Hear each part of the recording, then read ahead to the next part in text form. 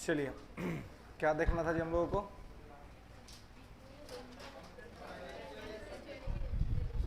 केंद्र राज्य संबंध देख लिए थे ना, देखना था अभी।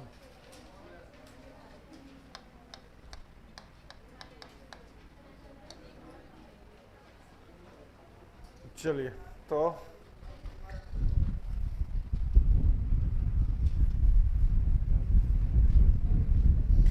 एडमिनिस्ट्रेटिव रिलेशन और फाइनेंशियल रिलेशन, लेजिस्लेचर रिलेशन देख लिए थे हम लोग, है ना। प्रशासनिक और विधायी देख रहे थे, वित्तीय देख रहे थे आई थिंक, है ना। हाँ? देखेंगे। हाँ, वैसे ठीक से काम नहीं करता है क्या? हाँ? इतना बंदे कर दिया क्या इसको? नहीं इसको हाँ चलिए, चिल लग रहा है, बर्फ जम रहा है। आइए तो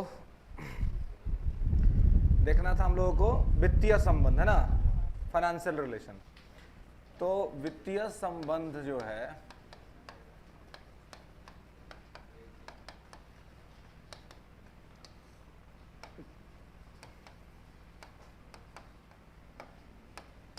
मुख्य तौर पे 268 से 293 के बीच में है, लेकिन अगर पूरा देखें तो 264 से लेकर के 300A तक में इसकी चर्चा है। तो यहाँ जो है 268 से 293 के बीच में फाइनेंशियल रिलेशन के बारे में चर्चा है। तो कल जैसे हम लोग बात कर रहे थे कि पहले जो था फाइनेंशियल रिलेशन में, मतलब वित्तीय संबंध में क्या था, शक्तियों का एक प्रकार से बंटवारा किया गया था, है ना। जैसे लेजिस्लेटिव में था, जैसे एडमिनिस्ट्रेशन में था, एडमिनिस्ट्रेटिव पावर में तो बाइफर्केशन है, शक्तियां सबको अलग अलग मिली हुई हैं।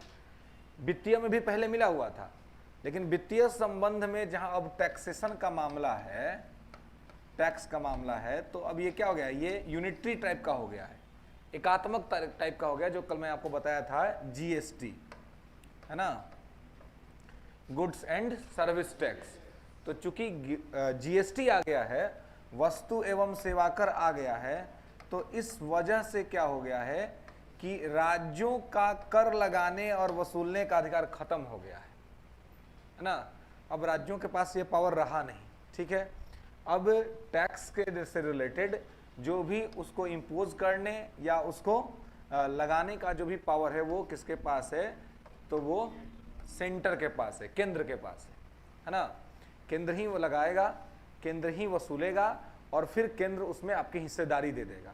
जैसे वर्तमान में राज्यों की जो हिस्सेदारी है वो कितना % है, राज्यों का केंद्र के करों में कितना % का हिस्सेदारी है?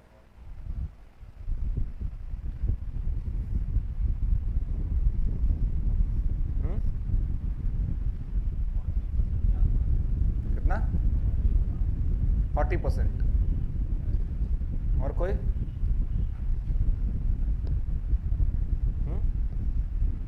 40% है।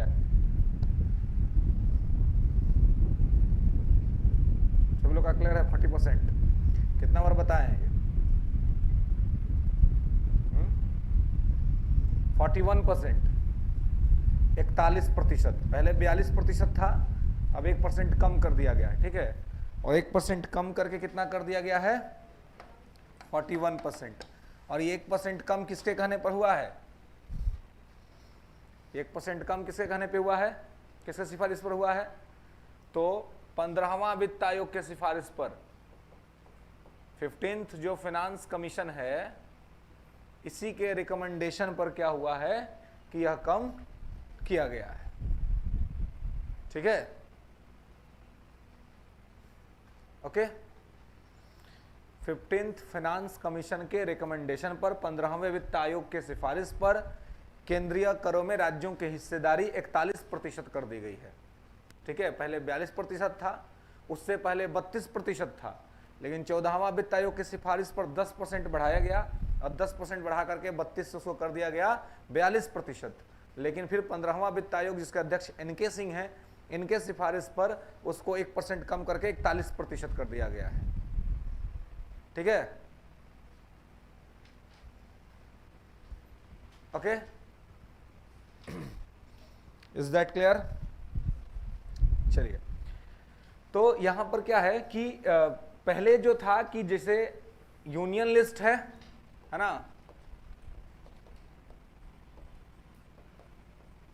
ना, या स्टेट लिस्ट है,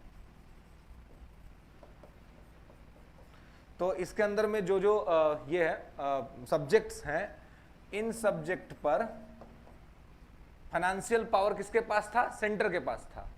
और इस पर जो फाइनेंशियल पावर था वो किसके पास था? तो स्टेट के पास था।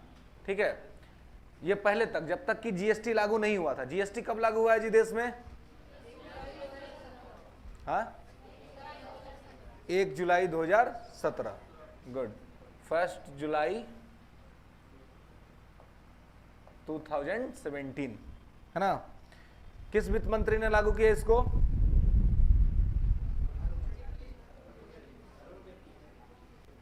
किसने लागू किया? अरुण जेटली ने। श्योर हैं सब लोग? हाँ, किसने? अरुण जेटली, बिल्कुल। इस समय भारत के वित्त मंत्री अरुण जेटली ही थे। ठीक है, तो ये अरुण जेटली साहब के द्वारा किया गया, अरुण जेटली ने इसको लागू किया। तो जब जीएसटी लग गया, जीएसटी लागू हो गया, तो पूरा का पूरा पावर किसके पास चला गया? केंद्र के पास। देखिए, और राज्यों का चूंकि शक्ति पावर छीना गया इस मामले में, इसलिए जीएसटी के लिए क्या करना पड़ा था? संविधान संशोधन करना पड़ा था, है ना। तो जीएसटी के लिए संविधान संशोधन करना पड़ा था, तब जाकर के लागू हुआ। तो कौन सा संविधान संशोधन हुआ था जीएसटी के लिए? 101वां, बिल्कुल, 101 कॉन्स्टिट्यूशनल अमेंडमेंट एक्ट 2016, 2016 में यह संविधान संशोधन हो गया था और 2017 में यह लागू हो गया। ठीक है, और ये लागू होने के बाद राज्यों का जो कर वसूलने का शक्ति है वो केंद्र के पास चला गया। ठीक है, और इसी वजह से ये जो बंटवारा है, ये बंटवारा का कोई खास ज्यादा महत्व नहीं है। ठीक है, क्योंकि यहाँ पे हो गया। और आपसे पूछा सकता है कि वो पहला स्टेट कौन सा है जिसने जीएसटी को एक्सेप्ट किया? असम, बिल्कुल, गुड। पहला स्टेट जिसने जीएसटी को एक्सेप्ट किया वो है असम। दूसरा स्टेट बिहार, बिल्कुल, गुड। दूसरा स्टेट है बिहार, है ना। दूसरा जो राज्य है वो बिहार है जिसने इसको एक्सेप्ट किया। ओके,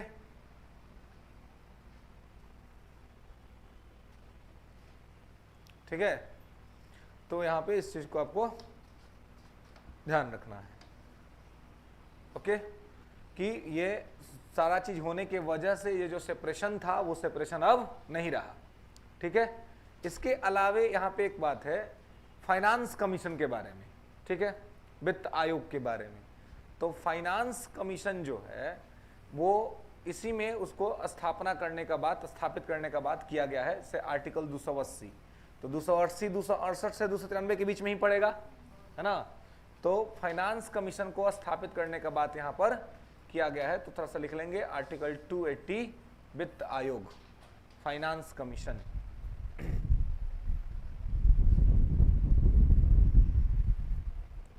ठीक है, फाइनेंस कमीशन, वित्त आयोग।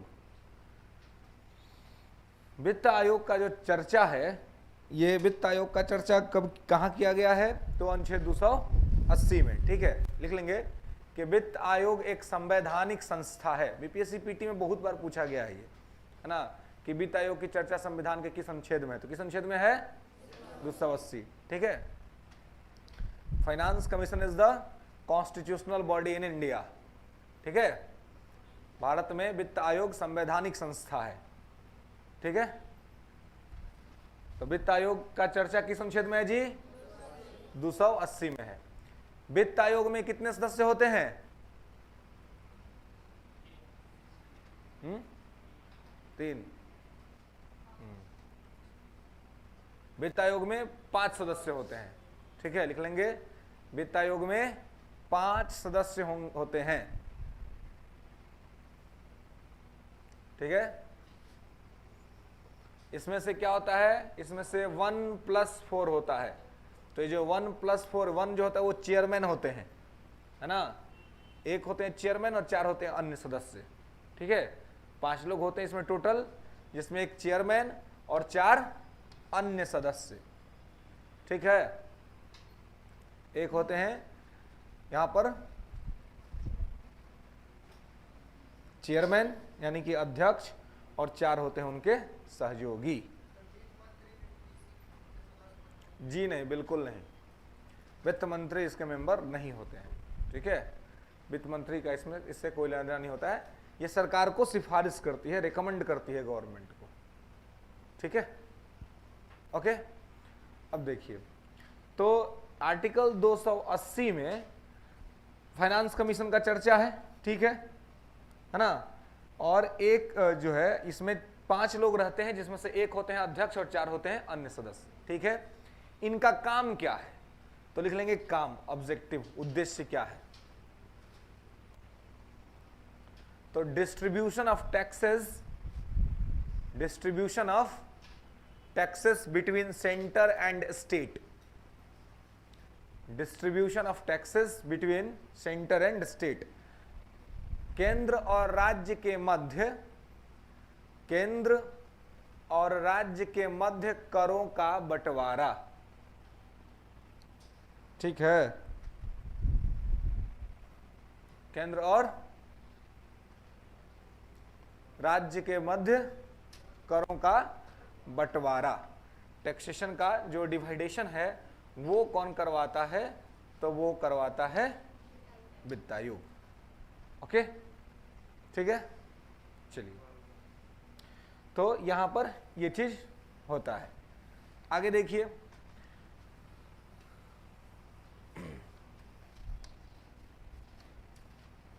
268 से 293 के बीच में ये यहाँ पर काम है। तो एक तो ये होता है कि एक केंद्र और राज्य के बीच करों का बंटवारा करता है, ठीक है।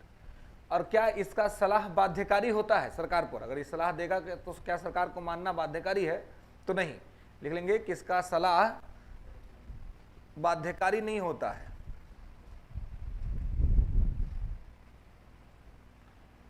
It's advice, it's not enforceable on government,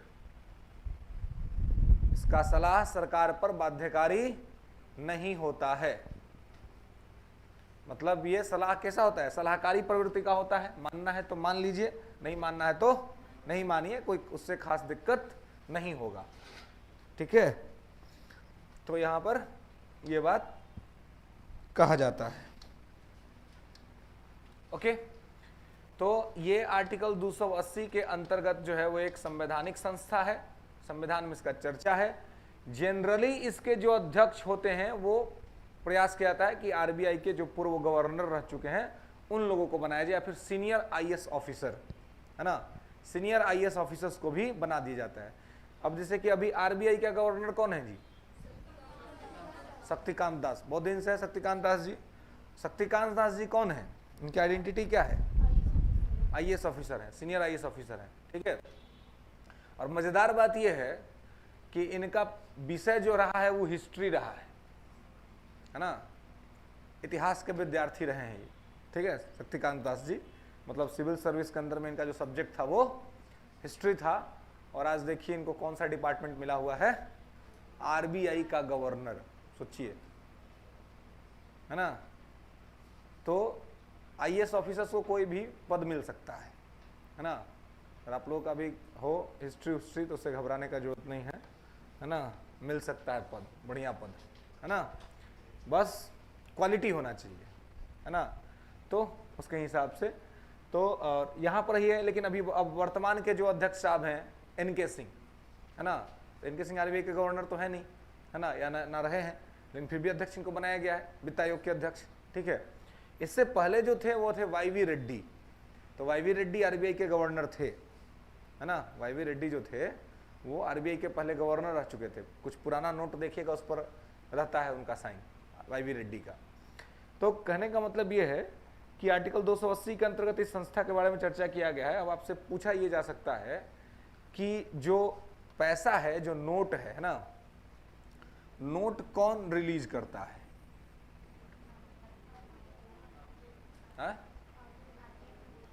RBI, reserve bank of India. अच्छा, तो और 1 रुपए का नोट कौन रिलीज करता है? कौन करता है? एसबीआई। है?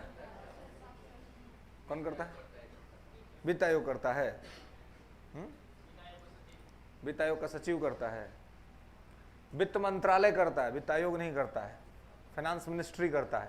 ठीक है, बाकी सारा नोट जो है वो आरबीआई रिलीज करता है, लेकिन 1 रुपए का नोट वित्त मंत्रालय रिलीज करता है। ठीक है, वित्त मंत्रालय में जो वित्त सचिव होता है, फाइनेंस सेक्रेटरी होता है, वो रिलीज करता है। ठीक है,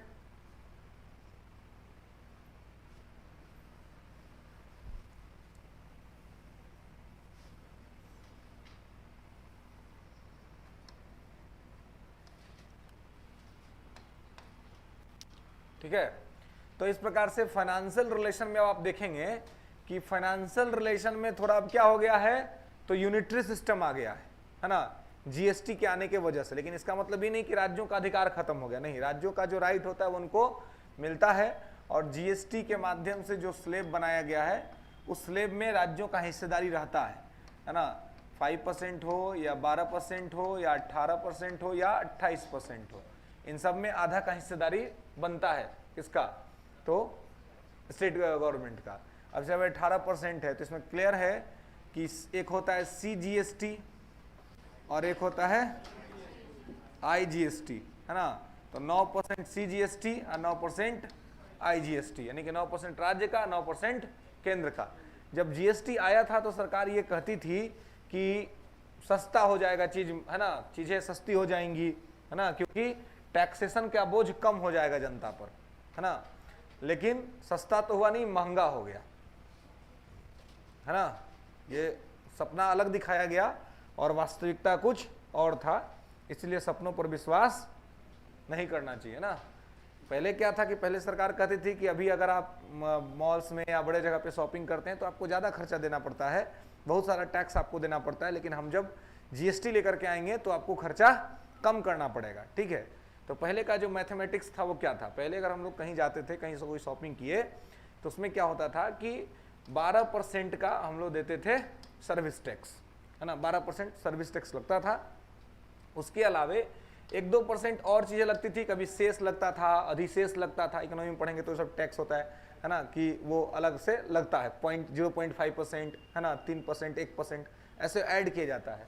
तो सब जोड़ ओड़ के मैक्सिमम जो होता था वो 14% या कभी कभी 15%, है ना। मतलब लास्ट टाइम जीएसटी लागू होने से पहले 15% तक लगता था सब जोड़ ओड़ के। अगर कहीं अच्छे रेस्टोरेंट में जाके खाना खा रहे हैं तो वहां पर भी आपको क्या होता था कि सब जोड़ के 15%, मतलब जो आपका बिल हुआ और बिल के बाद 15% का टैक्स आपका सब जोड़ के लगता था, तो थोड़ा महंगा होता था, है ना। लेकिन अब क्या किया सरकार ने, तो सरकार ने कर दिया कि भाई ये सब अगर बाहर आप शॉपिंग करते हैं या कहीं आप खाना खाते हैं तो उस पर 18% का जीएसटी। तो जब 18% का जीएसटी लग गया तो ये 15% ज्यादा हो गया ना जी।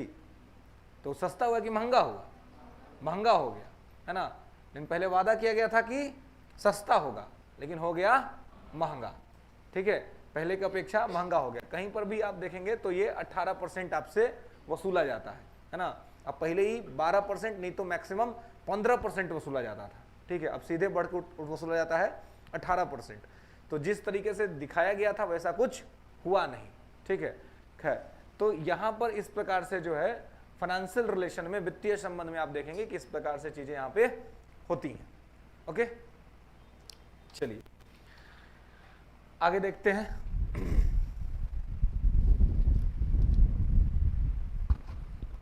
तो इस प्रकार से यहां पर ये चीजें सेपरेट तो है नहीं। तो आप देखेंगे कुछ जो संस्थाएं हैं वहां से आपको कुछ सवाल बनता है कि कौन सी संवैधानिक संस्था और कौन सी संवैधानिक नहीं है ना। कॉन्स्टिट्यूशनल, नॉन कॉन्स्टिट्यूशनल और स्टैट्यूटरी, है ना। 3 तरह की संस्थाएं हैं हमारे देश में। ठीक है, एक है मुख्य तौर पे कॉन्स्टिट्यूशनल इंस्टीट्यूशन, दूसरा है नॉन कॉन्स्टिट्यूशनल इंस्टीट्यूशन, और तीसरा है स्टैट्यूटरी इंस्टीट्यूशन, है ना। हिंदी में कहते हैं संवैधानिक संस्था, गैर संवैधानिक या संविधानेतर संस्था, या फिर सांविधिक संस्था, है ना। तो एक हेडिंग बनाएंगे, संस्थाएं, इंस्टीट्यूशंस, संस्थाएं।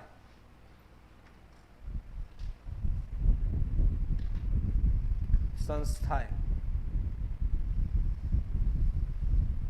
तो संस्थाओं में लिखेंगे कि 3 तरह की संस्थाएं होती हैं।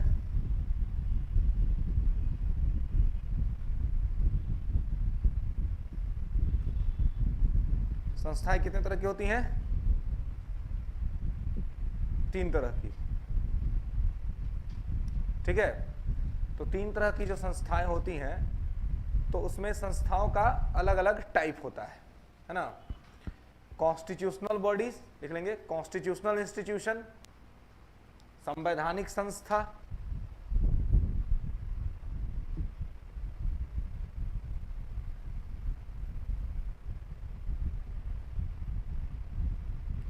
संवैधानिक संस्था, गैर संवैधानिक संस्था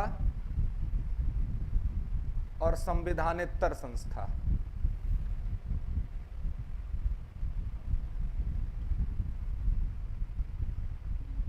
ठीक है, संवैधानिक संस्था, गैर संवैधानिक संस्था या संविधानेतर संस्था, ये एक ही नाम है, गैर संवैधानिक या संविधानेतर। क्या कोई दिक्कत हो रहा है इसमें?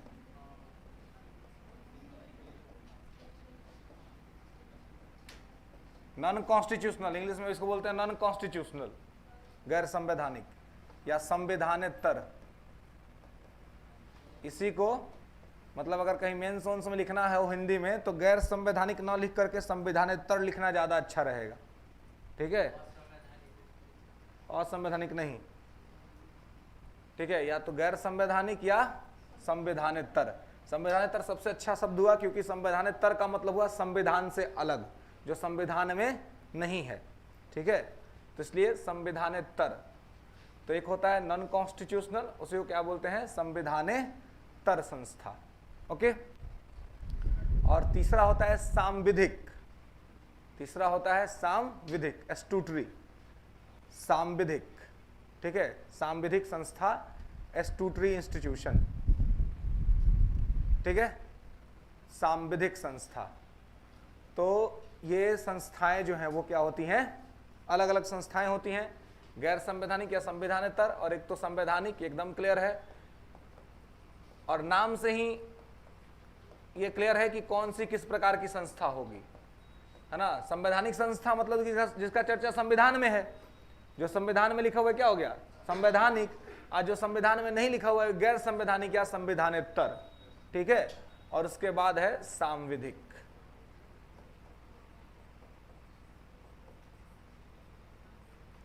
सांविधिक, ठीक है। तो सांविधिक जो है ऐसी संस्था जिसका चर्चा संविधान में नहीं है, ठीक है, और ऐसी संस्था जिसकी संविधान से अलग भी नहीं है ना, लेकिन संसद ने कानून बना करके बनाया है। तो जिस संस्था की स्थापना संसद के द्वारा कानून बना करके किया गया हो, उसको कहते हैं सांविधिक संस्था, स्टैट्यूटरी इंस्टीट्यूशन, सांविधिक संस्था, ठीक है, स्टैट्यूटरी इंस्टीट्यूशन।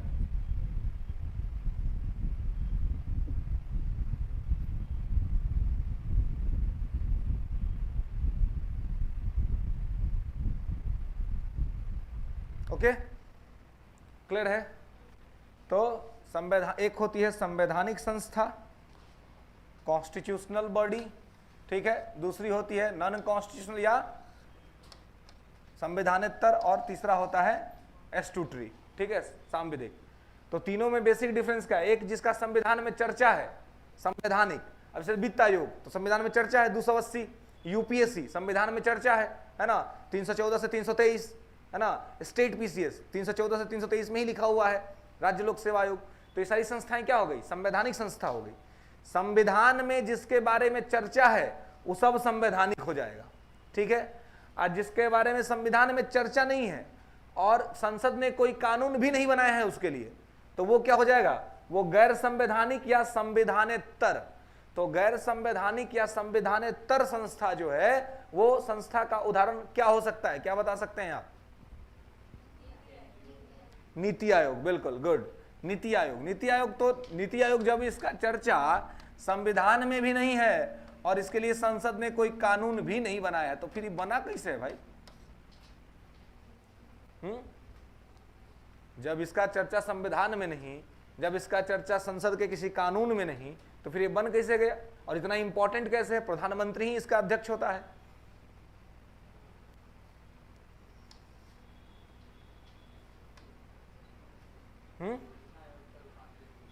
क्या योजना आयोग का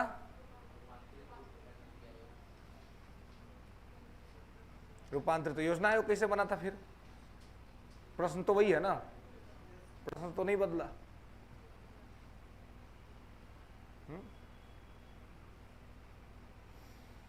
तो ऐसी संस्था जो केवल मंत्री परिषद के निर्णय से बन जाए,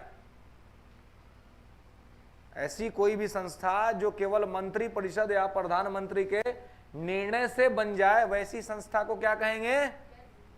गैर संवैधानिक संस्था, ठीक है, या संवैधानेतर संस्था। तो नीति आयोग जो बना है वो मंत्री परिषद के निर्णय से बना है। इससे पहले जो योजना आयोग बना था वो भी मंत्री परिषद के निर्णय से बना था। उस समय नेहरू जी की सरकार थी, उन्होंने बनाया था। अभी मोदी जी की सरकार आई, उन्होंने क्या कर दिया, उसको हटा दिया बिना किसी मेहनत के। बिना मेहनत के क्यों हटा दिया? क्योंकि संविधान में लिखा हुआ नहीं था। क्योंकि अगर संविधान में लिखा हुआ होता तो उसको हटाने के लिए तो इनको संविधान संशोधन करना पड़ता है ना। लेकिन बिना संशोधन किए सीधे अपना एक आदेश पत्र निकाला और आदेश पत्र निकाल के योजना आयोग को खत्म कर दिया और योजना आयोग को खत्म करके नीति आयोग को ला दिया। तो ऐसी कोई संस्था जो मंत्री परिषद के निर्णय से बना दी जाती हो, वैसी संस्था जो होगी वो गैर संवैधानिक या संविधानेतर संस्था होगी। ठीक है, दिक्कत नहीं ना? आगे बढ़े, चलिए। और सांविधिक का एक एग्जांपल देखिए कि सांविधिक कौन सा होगा? तो सांविधिक वो सारी संस्थाएं जिसके बारे में संसद ने कानून बना दिया है लेकिन संविधान में चर्चा नहीं है। तो इसका सबसे बड़ा एग्जांपल क्या हो सकता है? जैसे इसमें हम लोग ले लिए वित्त आयोग को, आर्टिकल 280 है ना, या UPSC, PCS, SC commission, ST commission, OBC commission, जिसका भी संविधान में चर्चा हो गया वो सब हो गया संवैधानिक संस्था।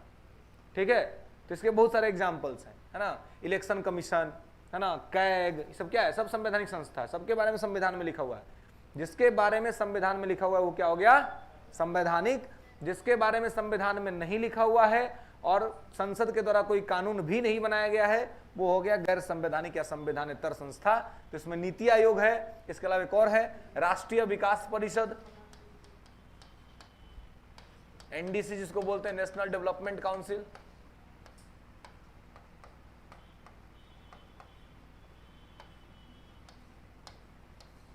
है ना, ठीक है, क्लियर है? तो इस चीज को यहां पे आपको ध्यान रखना है। ओके, नेशनल डेवलपमेंट काउंसिल, राष्ट्रीय विकास परिषद, ओके, नीति आयोग, ये सब क्या हो गया? गैर संवैधानिक संस्था हो गई। ओके, सांविधिक संस्था में सबसे बड़ा एग्जांपल सेबी, इकोनॉमी में पढ़े होंगे SEBI, security exchange board of India, भारतीय प्रतिभूति विनिमय संस्थान, security exchange board of India, भारतीय प्रतिभूति विनिमय संस्थान।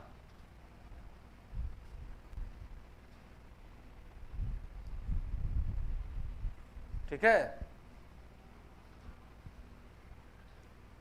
दिक्कत? तो सेबी क्या हो गया? ये हो गया सांविधिक संस्था, क्योंकि इसके लिए क्या किया गया है? संसद के द्वारा कानून बना करके स्थापित किया गया है। तो संसद के द्वारा कानून बना करके जिस भी संस्था को स्थापित किया जाएगा वो संस्था हो जाएगी सांविधिक संस्था, स्टैट्यूटरी बॉडी या स्टैट्यूटरी इंस्टीट्यूशन। ओके, क्लियर है?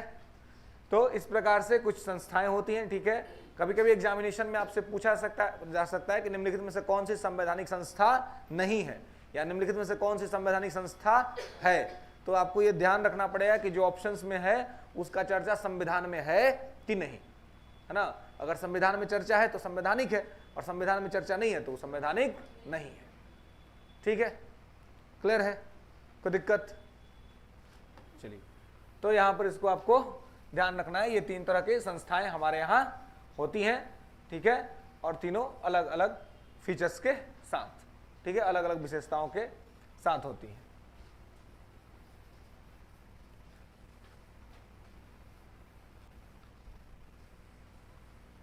अब देखिए, संविधान संशोधन, संविधान संशोधन, कॉन्स्टिट्यूशन अमेंडमेंट। तो संविधान संशोधन क्या होता है, कैसे होता है? तो अब देखिए,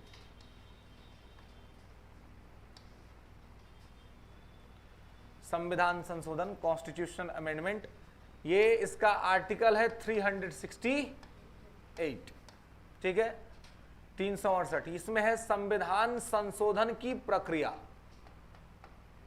इसमें लिखा हुआ है संविधान संशोधन की प्रक्रिया, है ना, प्रोसेस ऑफ कॉन्स्टिट्यूशनल अमेंडमेंट, ठीक है। तो कॉन्स्टिट्यूशन अमेंडमेंट की जो प्रक्रिया है वो प्रक्रिया लिखी हुई है किसमें? तो 368 में, ठीक है। तो 368 में ये क्या लिखा हुआ है? प्रक्रिया लिखा हुआ है। तो प्रक्रिया में आप देखेंगे कि इसमें क्या होता है 368 की प्रक्रिया में, कि यहां पे आपको बताया गया है कि संविधान में संशोधन कैसे किया जा सकता है ना, संविधान में कैसे संशोधन किया जा सकता है, ये सारी बातें यहां पर लिखी गई हैं, है ना, कि भाई कैसे संविधान में संशोधन किया जा सकता है। तो संविधान में कैसे संशोधन किया जा सकता है, यह बात जो है वो यहां पर लिखा हुआ है, ठीक है ना। 368 में संविधान संशोधन की प्रक्रिया के अंतर्गत, तो जब प्रक्रिया लिखा हुआ है तो शक्ति का तो चर्चा है ही नहीं, इसमें तो प्रक्रिया लिखा हुआ है। इसी बात पर विवाद हो गया था। विवाद यह हुआ था कि जब सरकार ने संशोधन किया, पहली दफा जब नेहरू जी ने संशोधन किया, पहला संविधान संशोधन, तो उसी समय से एक प्रश्न सामने आया कि अनुच्छेद 368 के तहत जहां पे सरकार संविधान में संशोधन कर रही है, वहां तो संशोधन करने की शक्ति है ही नहीं, वहां तो बस प्रक्रिया बताया गया है कि संविधान में संशोधन कैसे किया जा सकता है।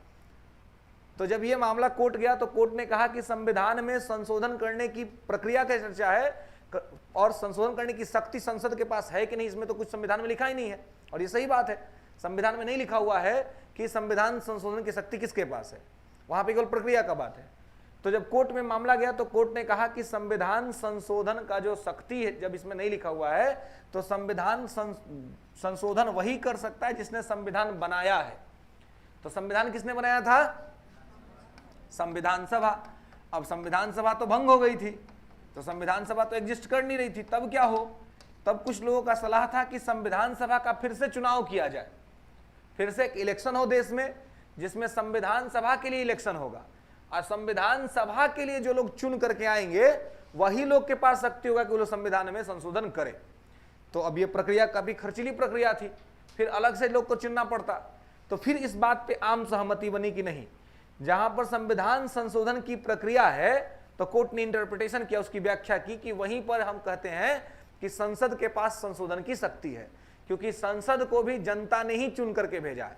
संसद के अंदर जो सांसद हैं उनको जनता ने चुना है, तो उनके पास ये पावर है, वो इलेक्टोरल बॉडी है, तो उनके पास पावर है कि वो संविधान में संशोधन कर सकते हैं, ठीक है। तो उस व्याख्या के अंतर्गत यह अधिकार मिला कि संविधान में संशोधन करने का अधिकार केवल और केवल किसके पास है? तो संसद के पास है ना। संसद ही संविधान में संशोधन कर सकती है। हालांकि 368 में केवल प्रक्रिया का चर्चा है, बल्कि शक्ति का चर्चा नहीं है। तो संसद को यह शक्ति इस वजह से मिली क्योंकि संसद को क्या किया गया था? संसद को यह अधिकार दिया गया था। ओके, क्लियर है? कोई दिक्कत?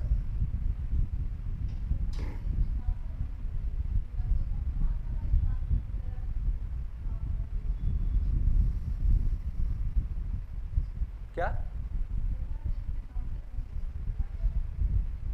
हाँ हाँ, हाँ, वही परफॉर्म कर रहा था, इसलिए उसको बोलते हैं अंतरिम संसद।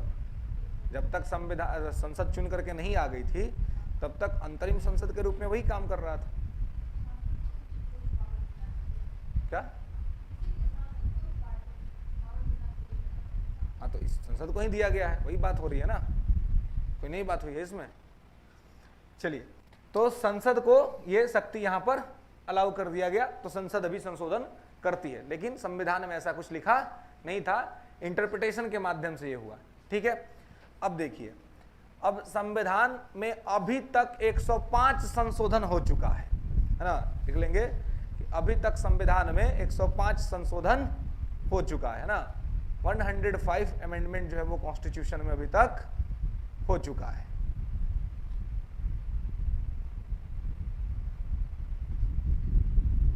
ठीक है, अभी तक संविधान में 105 संशोधन हो चुके हैं। ठीक है, 105वां संशोधन क्या है जी? हाँ, राज्य तय करेगा कि किसको ओबीसी कैटेगरी में रखा जाएगा या किसको ओबीसी कैटेगरी में नहीं रखा जाएगा। 105वां जो अमेंडमेंट है वो ओबीसी कैटेगरी के बारे में स्टेट को पावर देता है कि किस जाति को ओबीसी में रखा जाएगा और किसको नहीं रखा जाएगा। 104 अमेंडमेंट क्या है जी? हाँ, एंग्लो इंडियन कम्युनिटी जो है ना, जो लोकसभा में 2 अपॉइंट मनोनीत करते थे और राज्य के विधानसभाओं में 1-1 मनोनीत करते थे, उसको समाप्त कर दिया गया। और साथ ही एससी एसटी रिजर्वेशन 10 साल तक के लिए बढ़ा दिया गया। एससी एसटी रिजर्वेशन जो है वो 10 साल के लिए क्या कर दिया गया है? बढ़ा दिया गया है। अनुसूचित जाति और जनजातियों के लिए सीट रिजर्व का समय 2020 में खत्म हो रहा था, अब उसको 10 साल बढ़ा करके 2030 कर दिया गया है। ये 104वां संविधान संशोधन में हुआ है। ठीक है, ओके। और 103 क्या है? ईडब्ल्यूएस, बिल्कुल good. EWS, economic weaker section. जो 103वां संविधान संशोधन है वो है इकोनॉमिक वीकर सेक्शन, है ना, आर्थिक रूप से पिछड़ा हुआ वर्ग। ठीक है, यानी कि जनरल क्लास में जो इकोनॉमिक वीकर है, आर्थिक रूप से पिछड़ा हुआ है, उसको 10% का आरक्षण देने का बात किया गया है। ठीक है,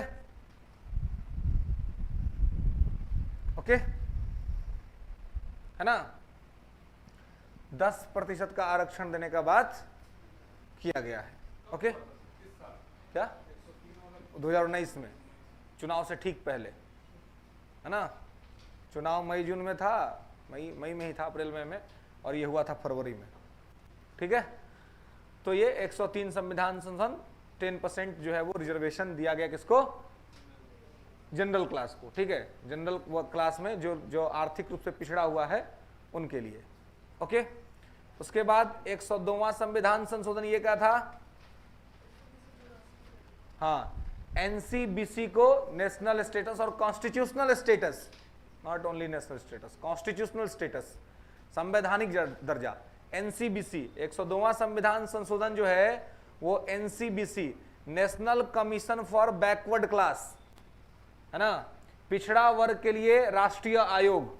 ठीक है, NCBC, national commission for backward class, पिछड़ा वर्ग के लिए राष्ट्रीय आयोग 102 संविधान संशोधन के द्वारा लाया गया। ठीक है, ओके, कोई दिक्कत? क्या कोई समस्या? 102वां संविधान संशोधन हुआ था 2016 में। ठीक है, 2016 में।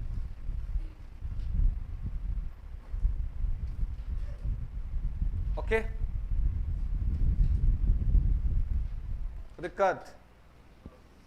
तो national commission for backward class 102, ठीक है, 102 के तहत। ठीक है, 102 संविधान। और 101वां क्या था? अभी चर्चा कर रहे थे। 101 क्या था? जीएसटी, है ना। और 100 तो बहुत बार चर्चा किए हैं। हाँ, बांग्लादेश के साथ हमारा सीमा समझौता हुआ था और इस सीमा समझौता में हमने क्या किया, तो अपना 111 गांव हमने बांग्लादेश को दिया, है ना, और बांग्लादेश ने हमें अपना 51 गांव दिया, है ना, ठीक है। तो ये सारे जो अपडेटेड अमेंडमेंट्स हैं, ये अमेंडमेंट्स आपको ध्यान रखने हैं, ठीक है, कि क्या है और किस प्रकार से है, ठीक है।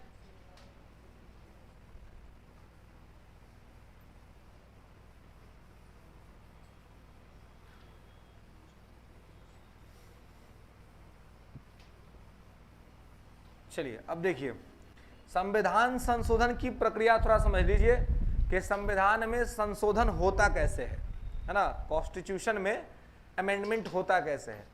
तो देखिए संविधान संशोधन जो है वो मुख्यतः 3 तरह का होता है ना, 3 इसके तरीके होते हैं। कौन कौन से, कोई बता सकता है?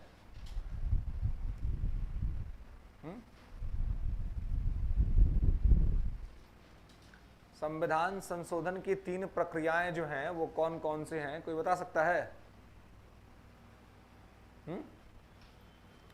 देखिए एक तो है साधारण बहुमत से,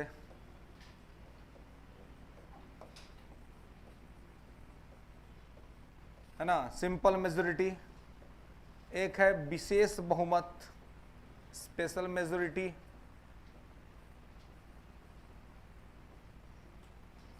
और एक है विशेष बहुमत प्लस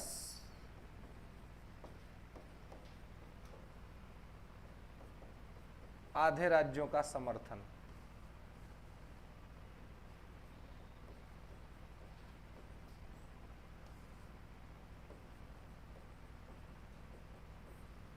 ठीक है,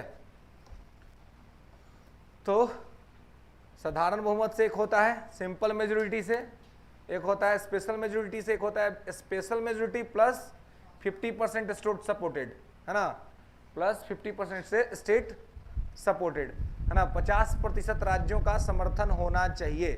तो जैसा कि आप जानते हैं कि क्या होता है हमारे यहाँ कि जो राज्य हैं, जो स्टेट्स हैं, उनके साथ किस प्रकार की स्थितियां बनती हैं, तो आप देखेंगे कि simple majority, special majority plus 50% state supported, है ना।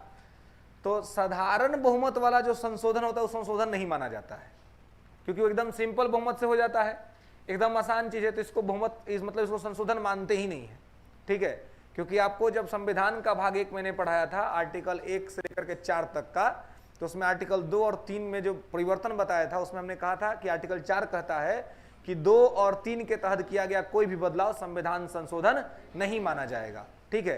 तो मान लीजिए किसी राज्य में नाम बदलना है, किसी राज्य का स्थान बदलना है ना, या किसी राज्य का सीमा बदल देना है, या कोई नया राज्य हम अपने राज्य में शामिल कर लेना है, तो इसके लिए संविधान संशोधन की आवश्यकता नहीं पड़ेगी, वो हो जाएगा। तो साधारण बहुमत से जो सिंपल मेजोरिटी का मतलब ही है कि 50% से ज्यादा, है ना। तो साधारण बहुमत केंद्र सरकार में कितना होता है जी? 272 से ज्यादा, क्योंकि 272 प्लस से ही सरकार चलती है ना। 272 से ज्यादा सांसद होंगे तभी सरकार चलेगी, अन्यथा सरकार नहीं चलेगी, है ना। मतलब कि कम से कम 273 तो होना चाहिए, तब जाके सरकार चलेगी। तो वही जो 273 है वो क्या है? साधारण बहुमत है, सिंपल मेजोरिटी है। तो कहीं भी कोई, बिहार में से सरकार चल रही है, तो बिहार में सरकार इससे चल रही है क्योंकि बिहार में जो सरकार चल रही है उसके पास 122 प्लस से ज्यादा विधायकों का समर्थन है। बिहार में सरकार वही चला सकता है जिसके पास 122 से ज्यादा विधायक हो, है ना।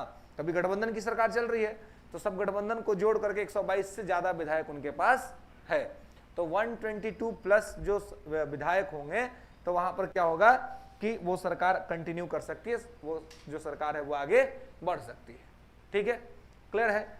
तो इस चीज को यहां पे आपको ध्यान रखना है कि 272 प्लस जो है उसको कहते हैं साधारण बहुमत।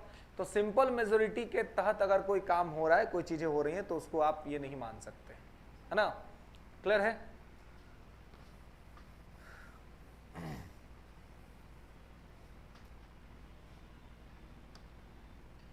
अब देखिए विशेष बहुमत, यहां से संशोधन एक्चुअल में स्टार्ट होता है ना।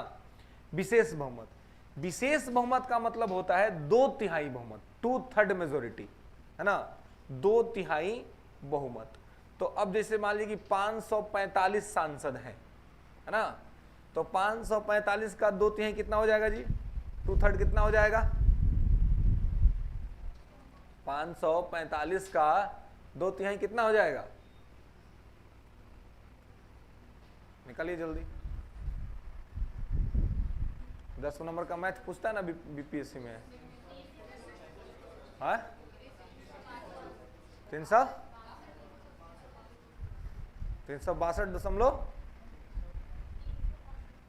हाँ 362। सब लोग का मैथमेटिक्स यही कह रहा है ना, ज्यादा होगा, कितना ज्यादा होगा, क्या 364 प्लस होगा, कितना भाई पॉइंट में आ रहा होगा ना, कोई समथिंग बताइए। 362 नहीं होगा, नहीं होगा तो भाई सही बताना पड़ेगा ना, 363 0.33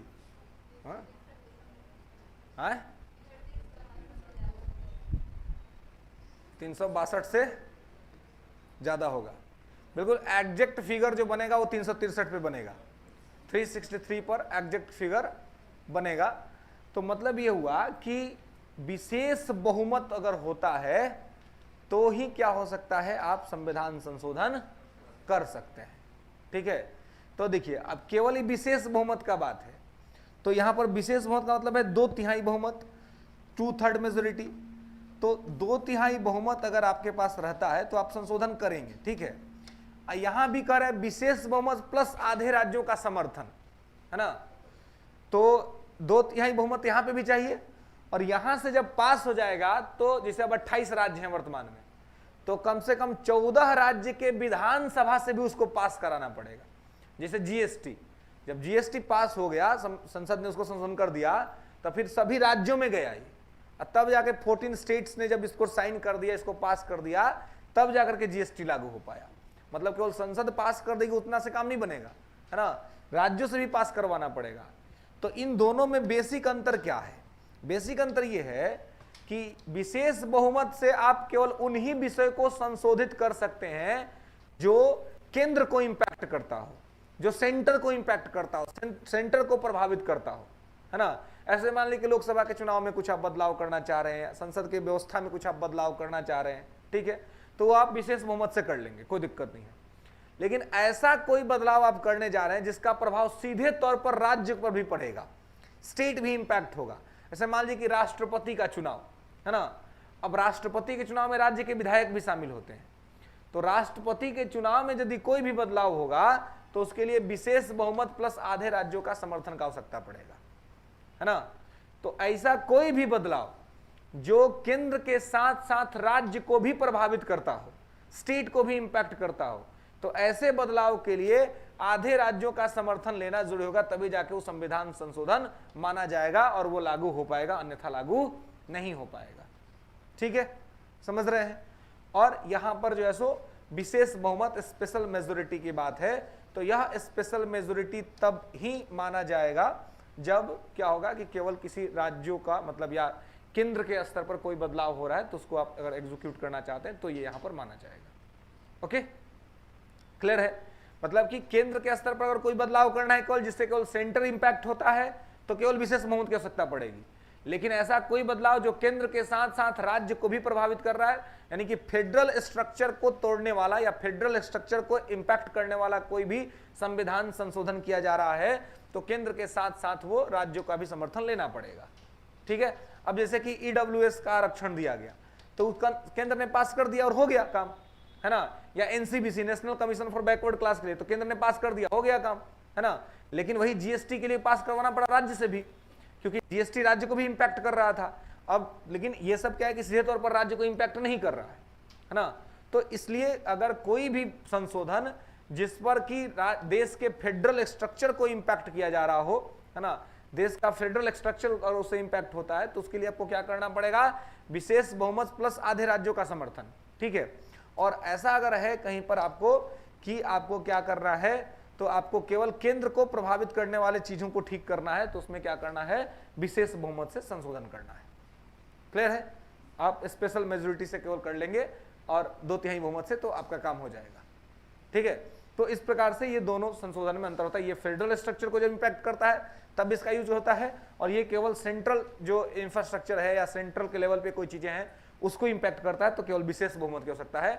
अब विशेष बहुमत का मतलब है सदन में 2/3 बहुमत, ठीक है, 2/3 मेजोरिटी। और सिंपल मेजोरिटी ये संशोधन माना ही नहीं जाता है, ये आराम से हो जाता है, कोई दिक्कत नहीं होता है इसमें। ठीक है, तो ये साधारण बहुमत मतलब कि जितना पे सरकार चल रही है वही साधारण बहुमत होता है। ओके, क्लियर है?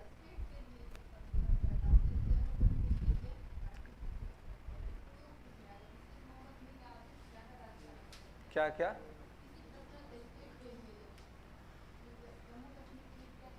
हाँ, क्या जम्मू कश्मीर के लिए किया गया था? जब ये क्लास कराए थे तब आप नहीं थी क्लास में? कहाँ थी? सब बताया था ना जी, जम्मू कश्मीर में कोई जरूरत नहीं है। आर्टिकल 2 और 3 समझाए थे उतना बढ़िया से कि 2 और 3 के तहत कोई बदलाव, संविधान संशोधन माना ही नहीं जाएगा। संविधान संशोधन की कोई आवश्यकता ही नहीं है, हुआ ही नहीं संविधान संशोधन। क्या बताए थे कि 2 और 3 के तहत किया गया कोई भी बदलाव संविधान संशोधन नहीं माना जाएगा। जम्मू कश्मीर भारत का राज्य था, है ना, उसको थोड़ा स्पेशल कैटेगरी मिला हुआ था, कैटेगरी छीन लिए 3 के तहत और उसको बना दिए केंद्र शासित प्रदेश। पहले राज्य था, अब केंद्र शासित प्रदेश है। संविधान संशोधन का आवश्यकता ही नहीं पड़ा। भारत के राज्य में जो शामिल राज्य है उनकी स्थिति में कोई भी परिवर्तन अगर करना है तो उसको संविधान संशोधन की आवश्यकता नहीं पड़ेगी, है ना। वो आर्टिकल 3 के तहत हो जाएगा, और संविधान में लिखा हुआ है कि 3 के तहत अगर कोई काम हो रहा है तो संविधान संशोधन नहीं माना जाएगा। ठीक है, क्लियर है? दिक्कत? तो इस प्रकार से संविधान संशोधन की प्रक्रिया जो है वो यहां पर संचालित होती है। ओके,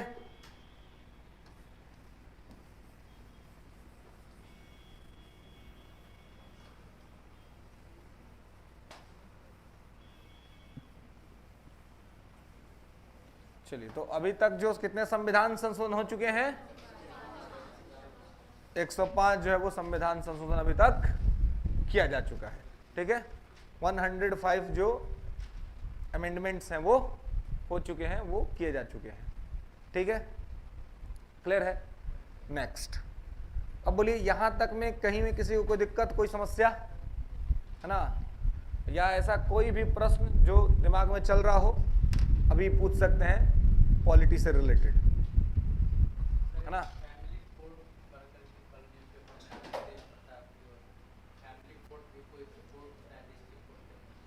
हाँ बिल्कुल होता है, जहाँ पे तलाक वलाक के मामले सुने जाते हैं, परिवार न्यायालय जिसको बोलते हैं।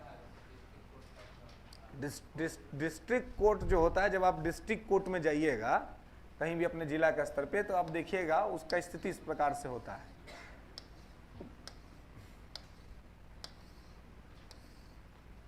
कचहरी में जाइएगा, जिला के कचहरी में तो बहुत सारे जज बैठते हैं, है ना, अलग अलग। वहाँ तो पहले तो बंटवारा होता है, पहले तो बंटवारा होता है कि भाई क्या होगा कि कहाँ पर क्रिमिनल केस सुना जा रहा है और कहाँ पर सिविल केस सुना जा रहा है ना।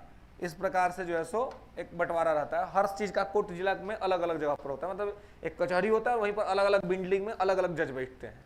ठीक है, तो जैसे कि एक जगह पे हो गया कि भाई यहाँ पर क्रिमिनल केस सुना जाएगा, यहाँ हो गया कि यहाँ पर सिविल केस सुना जाएगा। ठीक है, और ये हो गया कि यहाँ पर सेशन जज बैठेंगे और ये दोनों ही मामले को सुन सकते हैं, है ना। तो अगर जैसे कि तलाक का मामला है तो तलाक का मामला जो होता है वो परिवार न्यायालय में सुना जाता है। ठीक है, वहाँ पे भी जज बैठते हैं, और वो जो सिविल मामले के जो जज होते हैं, जो सिविल केस देख रहे हैं, वही लोग वो परिवारवाद वाला केस भी देखते हैं, है ना। वो केस भी वही लोग देखते हैं, और उसमें वो डिस्कस की। अगर पटना की बात करें तो अशोक राजपथ जब आप जाइएगा तो कॉर्नर पे ही बीएन कॉलेज के बाद परिवार न्यायालय है ना, जहाँ पे मामला पटना हाई कोर्ट आपका यहाँ पे, तो यहाँ पे अलग मामले सुने जाते हैं, वहाँ पर आपके सिविल केस के मामले सुने जाते हैं। चूंकि पटना एक जिला भी है तो इसका अपना डिस्ट्रिक्ट कोर्ट भी है ना, जहाँ पे डिस्ट्रिक्ट कोर्ट्स के मामले जो यहाँ के जो निवासी हैं वो वहाँ पे अपना मामला लेकर के जाते हैं। तो कहने का मतलब ये है कि परिवारवाद के अंतर्गत जो है, परिवार न्यायालय के अंतर्गत बेसिकली जो है वो शादी विवाह के जो मामले होते हैं, डोमेस्टिक वायलेंस के जो मामले होते हैं, घरेलू हिंसा का जो मामला होता है, वो यहाँ पर सुना जाता है। ठीक है, हाँ, डोमेस्टिक वायलेंस में अगर हिंसा बहुत बड़ी हो गई है ना, जैसे मान लीजिए कि मार दिया गया किसी को या कोई बहुत ज्यादा जख्मी हो गया मारपीट में, तो फिर वो यहाँ से ट्रांसफर होकर के यहाँ चल जाएगा, फिर वो क्रिमिनल केस बन जाएगा।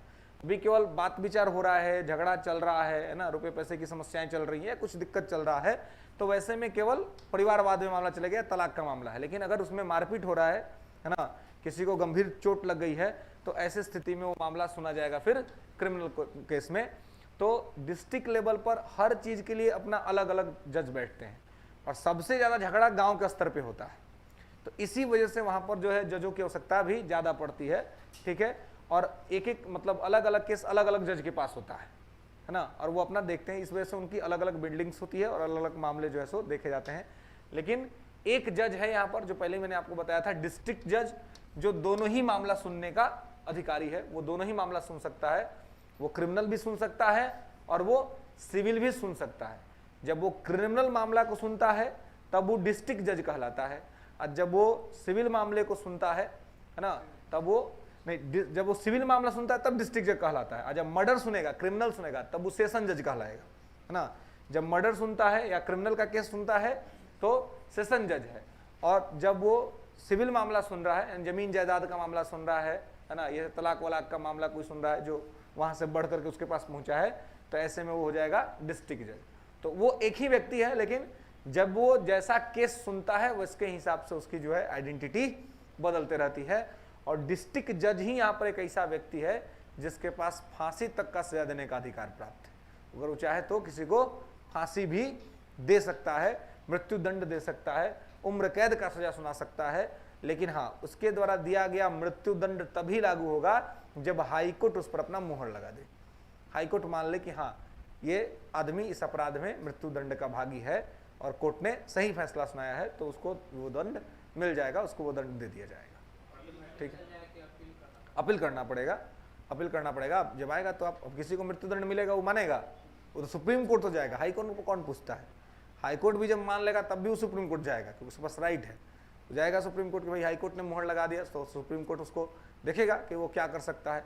और अगर सुप्रीम कोर्ट ने भी कह दिया कि नहीं, डिस्ट्रिक्ट कोर्ट का फैसला सही है, हाई कोर्ट ने ठीक फैसला लिया है, सुप्रीम कोर्ट, तो फिर भी उसके पास वकील मतलब विकल्प है कि वो दया याचिका के लिए चला जाए राष्ट्रपति के पास कि भाई हमें क्षमा कर दे, या चलिए कम से कम हमको अगर मृत्यु दंड नहीं एक हटा सकते हैं तो कम से कम हमको उम्र कैद कर दीजिए, जीते रहेंगे, जेल में ही जिएंगे लेकिन जीते रहेंगे, मेरा जीवन का अधिकार न छीना जाए। तो ऐसे में वहां पर जाकर के अपना अपील कर सकता है, ये उसके पास अधिकार है। ओके, दिक्कत क्या? फास्ट ट्रैक कोर्ट क्या होता है कि जैसे कोई केस है, ठीक है, जैसे कि रेप का केस है ना, तो रेप के केस में क्या होता है, लोग बहुत मतलब उतावले हो जाते हैं कि भाई किसी तरीके से क्या हो, जल्दी से सुनवाई हो, है ना, अन्यथा लोग वो अपराधी को मारने, काटने, खत्म कर देने की विचार करते हैं।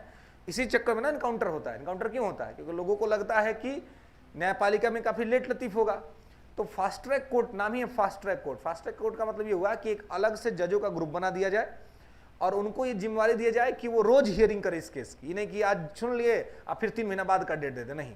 फास्ट ट्रैक कोर्ट बनाइए, पुलिस को कहिए कि आप एविडेंस लेकर के आइए और जल्दी से जल्दी उस मामले की सुनवाई करके जो अपराधी उसको दंड दे दीजिए, ताकि पब्लिक के पास जो है मैसेज जाए कि समय पर न्याय हो गया। फास्ट ट्रैक कोर्ट इसलिए वही बनाया जाता है, एक निश्चित कोई केस है जिसमें पब्लिक बहुत ज्यादा इन्वॉल्व है इमोशनली, तो उसमें अपराधी को दंड देना काफी जल्दी अनिवार्य है, तो उसके लिए फास्ट ट्रैक कोर्ट बना करके उसको जल्दी से जल्दी दंड देने का प्रावधान किया गया है। ठीक है, ताकि केवल उसमें उसी मामले को सुना जाए और जल्दी से उसको दंड दे दिया जाए। अन्यथा हमारे देश में इतने केसेस हैं कि इसी वजह से बहुत ज्यादा लेट होता है। कोर्ट के पास उतने जज नहीं है कि सबको उतना सही समय पर न्याय मिल जाए, और अगर हैं भी तो बहुत ज्यादा छुट्टियां हैं कोर्ट में, तो इसके वजह से फास्ट ट्रैक कोर्ट का गठन करने का काम किया जाता है। ठीक है, और कोई? हाँ, ये तो इकोनॉमी में पूछिएगा, है ना, तो मेरा सेक्शन है नहीं, बट लेकिन फिर भी कोई नहीं, मैं बताता हूँ। 2 बार योजना अवकाश आया था, है ना, एक तो 1966 से 69 के बीच और एक आया था 90 से 92 के बीच। 2 बार योजना अवकाश हुआ, ये इकोनॉमी की बात है। जब पहली बार भारत चाइना से लड़ रहा था 1960-61 में, 62 में, और उसके बाद फिर 65 में लड़ लिया पाकिस्तान से। तो भारत की अर्थव्यवस्था अचानक से गिर गई, इकोनॉमी खराब हो गई, और भारत अपने डेवलपमेंट के लिए 5 ईयर प्लान शुरू किए हुए था, पंचवर्षीय योजना, ठीक है। तो पंचवर्षीय योजना को अचानक से रोक दिया गया क्योंकि खर्चा करने के लिए सरकार के पास पैसा ही नहीं था। तो जब उसको रोका, इसलिए उसका नाम है योजना अवकाश, मतलब छुट्टी, है ना। तो योजना चल रहा था पंचवर्षीय योजना, और पंचवर्षीय योजना ब्रेक कर गया, रुक गया, इसलिए उसको कहते हैं योजना अवकाश। वो 3 साल का था, ठीक है। 67 से लेकर के 69 के बीच में योजना अवकाश आया था भारत में पहली बार। दूसरा योजना अवकाश आया फिर जब 90 के दशक में भारत की इकोनॉमी खराब हो गई थी, तब फिर पंचवर्षीय योजना को बंद कर दिया गया था 1990 से 92 के बीच में। तो 2 बार योजना अवकाश आया था। योजना अवकाश का मतलब यह है कि पंचवर्षीय योजना को रोक देना।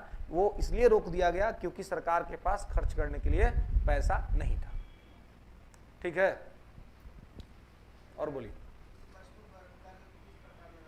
सब हमरे से पढ़ ले, सब हम बता दी, बताओ। तो यहाँ इकोनॉमी तो क्या पढ़े यहाँ, उनको कुछ चाहिए ना।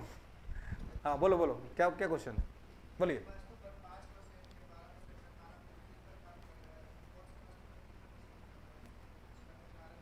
ये गवर्नमेंट ऑफ इंडिया तय करती है, ये भारत सरकार तय करता है कि किस वस्तु पर हमको टैक्स लगाना है, किस वस्तु पर हमको टैक्स नहीं लगाना है। साथ में वो ये भी तय करती है कि किस वस्तु को हमको टैक्स फ्री कर देना है। जैसे जीएसटी के अंदर में कहा गया कि जो डेली यूज के जो शॉप हैं या डेली यूज के जो वस्तु हैं उनको हम टैक्स फ्री रखेंगे, उनको हम टैक्स के दायरे में नहीं रखेंगे, ठीक है। तो पहले बहुत सारा चीज था जो टैक्स के दायरे में नहीं था, तो जिस पर टैक्स नहीं लग रहा था वो सस्ता था। लेकिन अभी आप देखिए अचानक से आटा का भाव बढ़ गया, चावल का भाव बढ़ गया, है ना। तो ये क्यों बढ़ गया? वो इसलिए बढ़ गया क्योंकि पहले सरकार इस पर जीएसटी नहीं लगाई थी, है ना। लेकिन अभी कोविड के बाद से सरकार ने कहा कि हमारा इकोनॉमी मतलब गड़बड़ हो गया है, इसके वजह से हम अन्य चीजों पर भी लगाएंगे। और अभी स्थिति ऐसी है कि लगभग हर चीज पर जीएसटी है। तो किस वस्तु पर कितना जीएसटी रहेगा ये सरकार तय करती है, ठीक है। अब देखिए जो 5% वाला चीज है, तो 5% में सरकार ऐसी चीज को रखी जो डेली यूज का चीज है, जो आपका रोज का काम है। तो रोज वाला को रख देंगे 18% में, तो फिर महंगाई बहुत ज्यादा बढ़ जाएगी। तो जो रोज का यूज का उसको सबसे कम है 5% में, ठीक है। फिर 12%, जैसे कि घी, तो घी पर 12% है, ठीक है। अब घी रोज तो दाल में डाल के खाइएगा नहीं, है ना, मामून चला पेटे गड़बड़ हो गया, है कि नहीं। तो लेकिन घी क्या है, बढ़िया चीज है, खाना चाहिए। तो सब लोग तो नहीं खाता है, जिनकी परचेजिंग पावर प्रायोरिटी ठीक ठाक होती है वो खाते हैं। तो घी को रख दिया 12% वाले में, ठीक है, कि वो 12% में रहेगा। तो ऐसा चीज जो मतलब कि आप कभी कभी यूज कर रहे हैं लेकिन वो रेगुलर यूज में है, ठीक है, तो उसको 12% में। 18% में लिखा रखा है बिलासी चीज को, है ना। अब जैसे रेस्टोरेंट में आप खाना खाएगा तो 18%। तो सरकार ये मानती है कि जो आदमी रेस्टोरेंट में खाना खाने जा रहा है वो गरीब थोड़ी ना होगा, वो तो अमीर होगा। लेकिन सरकार को नहीं मालूम है, गरीबों आदमी सब जाता है, उसको जाना पड़ता है मजबूरी में, नहीं जाना पड़ता है। अब जैसे आप लोग हैं तो जाना पड़ता होगा ना जी, नहीं जाना पड़ता है, नहीं जाना पड़ता होगा। सबको आ रहा है कि नहीं जाना पड़ता है, क्या क्यों जाना क्यों जाना होता है, क्या क्या नहीं है? अच्छा क्यों जाना, बीता नहीं तो बिता लो भाई, है ना, इसमें क्या प्रॉब्लम है। देखो कोई, है ना, अब देखिए अगर नहीं जाना पड़ा तो ये बहुत अच्छा बात थोड़ी ना है जी, तो बहुत खराब बात है कि नहीं। अगर आपको नहीं जाना पड़ा तो ये मत समझिए कि बहुत अच्छा बात है, ये तो फिर तो अपने आप को रिव्यू करना पड़ेगा कि भाई सब चीज ठीक ठाक है, अपना बोलने का शैली, है ना, अपनी पर्सनालिटी सब ठीक ठाक है कि नहीं। देखिए कहने का मतलब ये है कि अगर अच्छी पर्सनालिटी रहेगी तभी जाइएगा ना जी, ऐसे थोड़े चल जाइएगा, नहीं जाइएगा, है कि नहीं। अब इसका मतलब ही नहीं कि जो नहीं जा रहे वो खराब आदमी है, बिल्कुल ये कोई बात नहीं है। लेकिन मेरा कहने का मतलब ये है कि जो जा रहे हैं वो भी खराब लोग नहीं है, वो जा रहे हैं वो कॉन्फिडेंट लोग हैं, तब ना जा पा रहे हैं जी, है कि नहीं। मतलब अगर आप साइकोलॉजिकल तरीके से सोचिए, मनोवैज्ञानिक तौर पे सोचिए, तो भले कोई मतलब सब लोग चाहता तो है ही कि भाई हम भी कभी जाएं, लेकिन अब अकेले जाके क्या करिएगा, है कि नहीं। तो अब लेकिन अब अपने आप को वैसा बनाइए पहले कि कोई आपके साथ जाने के लिए तैयार हो, है ना। और सबसे बड़ा बात तो ये कि आपके साथ लोग खुद को सेफ महसूस करें, है ना, ये माने कि नहीं ठीक आदमी है ना, कोई दिक्कत नहीं है ना। तो कहने का मतलब ये है कि ये सब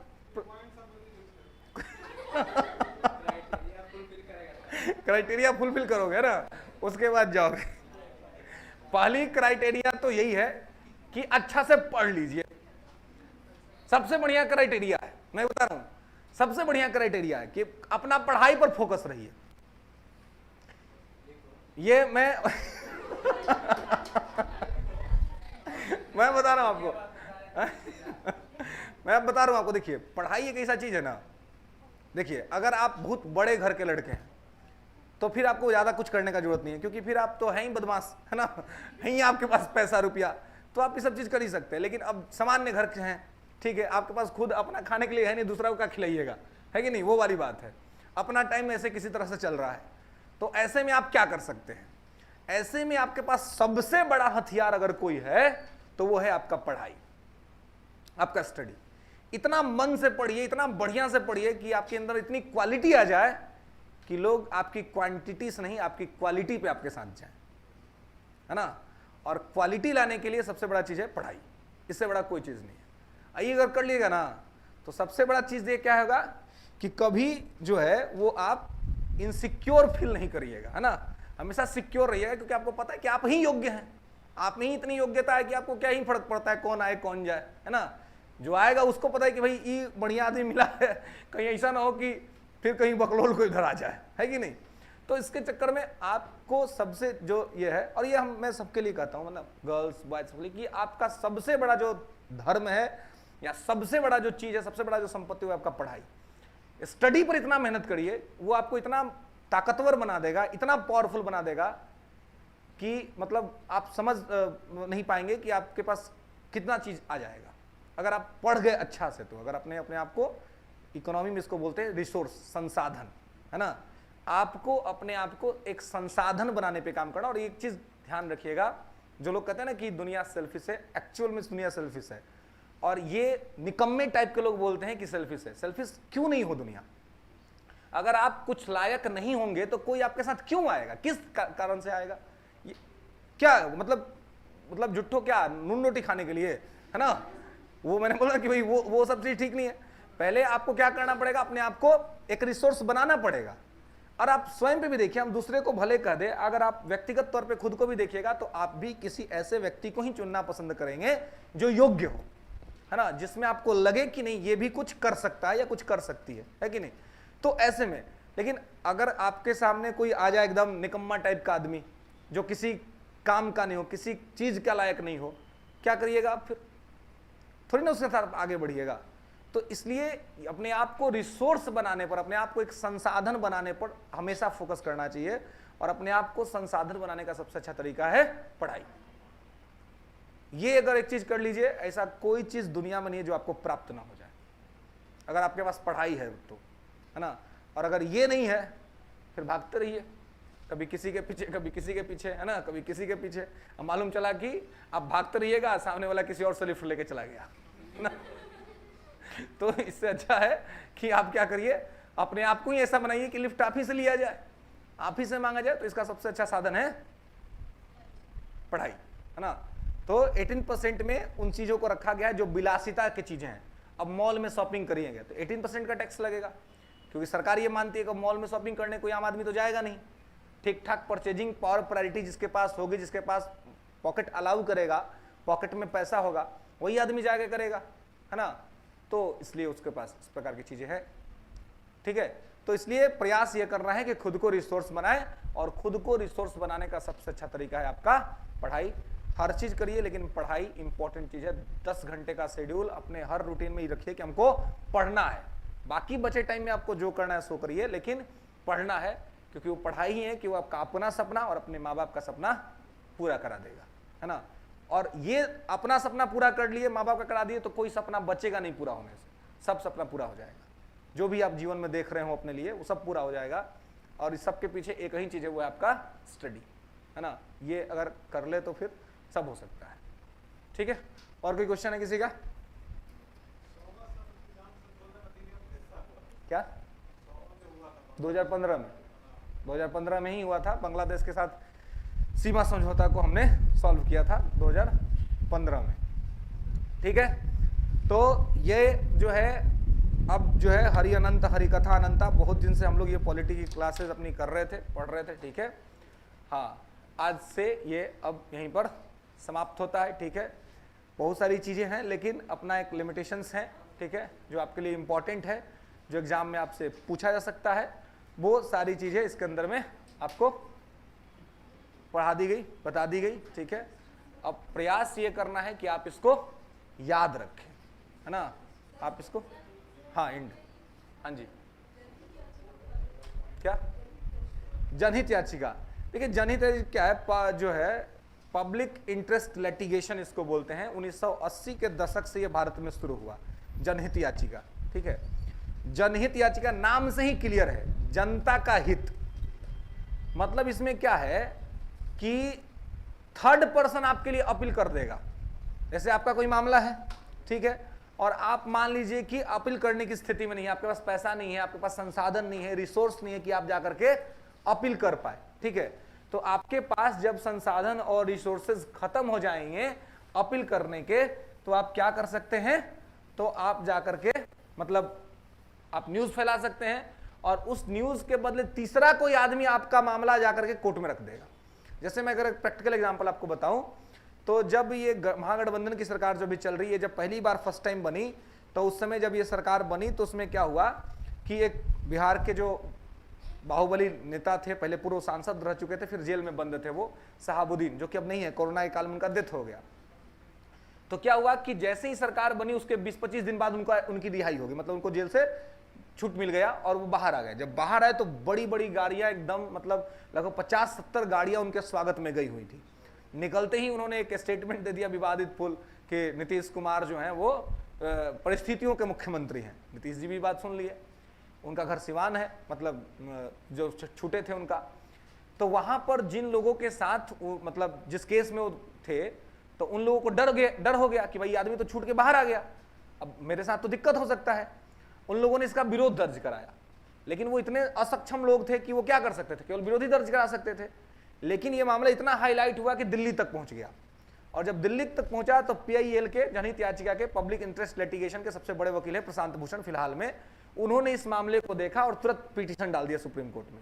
और सुप्रीम कोर्ट ने कहा कि भाई जिनको छोड़ा गया है, तो उनसे जो लोग के साथ उनका मामला चल रहा था, वो लोग अपने आप को इनसिक्योर महसूस कर रहे हैं, उनको डर है कि कहीं अब उनके साथ कुछ दिक्कत ना हो जाए, क्योंकि उनके बच्चों को मारा गया था और अब लोग केस लड़ रहा था। तो ऐसे में तीसरे आदमी ने क्या किया, केस डाला। सुप्रीम कोर्ट ने तीसरे आदमी के डालने पर सुनवाई की और पुनः उनको जेल हो गया, और इस बार बिहार से उठा करके दिल्ली में बंद कर दिया गया। बिहार में रहते थे पहले, उसके बाद उनको दिल्ली में बंद कर दिया गया, और जब दिल्ली में बंद हुए तो उसी में कोरोना के काल में उनका डेथ हो गया। तो PIL का मतलब है पब्लिक इंटरेस्ट लिटिगेशन का मतलब यह, जनहित याचिका का मतलब कि थर्ड पार्टी एंट्री हो जाएगी, तीसरा आदमी आपके लिए जाके अपील कर सकता है, ठीक है, तीसरा आदमी, है ना। या फिर यह हो सकता है कि एक तो ये तो पर्सनल केस हो गया। अब जैसे मान लीजिए कि यहाँ पे आप लोग क्लास करते हैं, ठीक है, और यहाँ पर कोई आकर के कोई कंपनी खोल दे और कंपनी से बहुत सारा धुआं निकलता हो, तो यहाँ जो पढ़ने आ रहे थे उनको तो बड़ी दिक्कत हो जाएगी, क्योंकि उससे मतलब उनका स्वास्थ्य खराब हो सकता है। तो ऐसे में कोई तीसरा आदमी देखेगा, चाहिए तो बच्चा सबको बड़ा दिक्कत हो रहा है, वो जाके हाईकोर्ट में PIL डाल देगा कि देखिए यहाँ पर बच्चे आते हैं पढ़ने के लिए, वहां पे कंपनी चल रही है, उससे उनको बहुत दिक्कत हो रहा है ना। तो जनता के हित में कोई भी तीसरा आदमी कोई लिटिगेशन अगर डालता है कोर्ट के अंदर में, तो उसी को कहते हैं PIL, पब्लिक इंटरेस्ट लिटिगेशन। और ये 1980 के दशक से भारत में प्रारंभ हुआ है और ये वर्तमान में चल रहा है, और अभी तो ये काफी ज्यादा फेमस हो गया। हर मामले आप देखते हैं कहीं पे सड़क बनता है और सड़क बनने से वहां के लोगों को दिक्कत होती है, तो कोई जाके PIL डाल देता है ना, कि भाई वहां के लोगों का जो खेती योग्य जो जमीन है वो जमीन खराब हो रहा है। तो इसका नाम ही है जनहित याचिका। जनता के हित में जो कुछ भी होना होता है उसके लिए कोई तीसरा आदमी जो है या तीसरा वकील जो है वो जाकर के अपील कर सकता है, और अपील करके उसमें जो है सो अपना सुनवाई करा सकता है, ठीक है। तो इसके नाम से ही ये क्लियर है कि जनहित याचिका में क्या होता है, थर्ड पार्टी एंट्री होती है और कोई भी जनता के समाज के हित में ऐसा काम कर सकता है। ओके, तो दिक्कत, चलिए, तो अब इसी के साथ अपनी कहानी समाप्त होती है, ठीक है। हाँ, पॉलिटी समाप्त, ठीक है। और पढ़ने का मन है क्या, हिस्ट्री। देखिए क्या है, एक्चुअल में मेरा विषय हिस्ट्री है, ठीक है, लेकिन